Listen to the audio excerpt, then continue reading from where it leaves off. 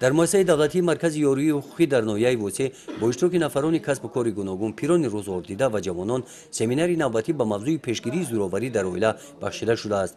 خشونت خانوادگی در عائله سبب‌های اساسی ویرانشوی اکثر عائله‌ها در ناحیه وسه گشته است.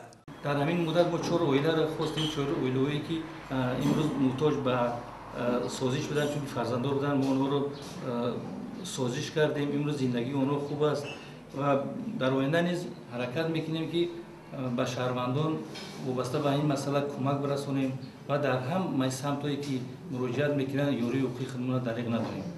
من امروز فکر میکنم که شهروند نه بلکه به دکتر بلکه بیشتر امروز یک درد شهروند است که امروز به ما مراجعت میکنه چون که به مصلحت حقوقی احتیاج دارد. برای بلند برداشتن معرفت حقوقی اهالی، کارمندان مرکز یاری حقوقی در همکاری با شعبه کارگزاران و عائله، بخش جوانان ورزش و سیاحی، مقامات‌های حفظ حقوق در جماعت‌های دهات با ساکنان سمینار واقعی‌ها گذرانیده مراجعت‌های ساکنان را شنیده با آنها مصلحت‌های حقوقی می‌دهند. در مسئله حقوق اولیوی، در بیکار کردن اتنیکو، در مسئله ستانیدن علومین، در مسئله مثلا حجت نگاری زمین و زمینداری نزدی حولگی، در باره پرداختن اندوز و اندوزمندی زمین ها، یعنی با ما مراجعت میکنند.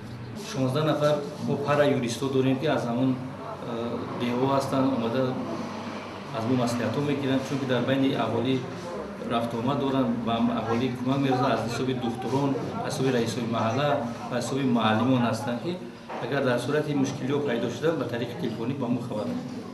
در واخوری با ساکنان محله های شهرک مثل دیگر واخوری ها در دهات معین گردید که بسیاری ساکنان عاید پهلوهای حقوقی تشکیل عائله معلومات کافی ندارند.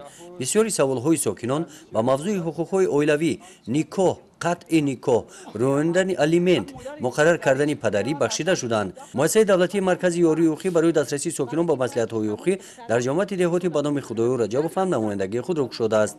گزارش خواجه نظریف خدای نظر ظهورов از ناحیه واسه برای برنامه اطلاعاتی نوید.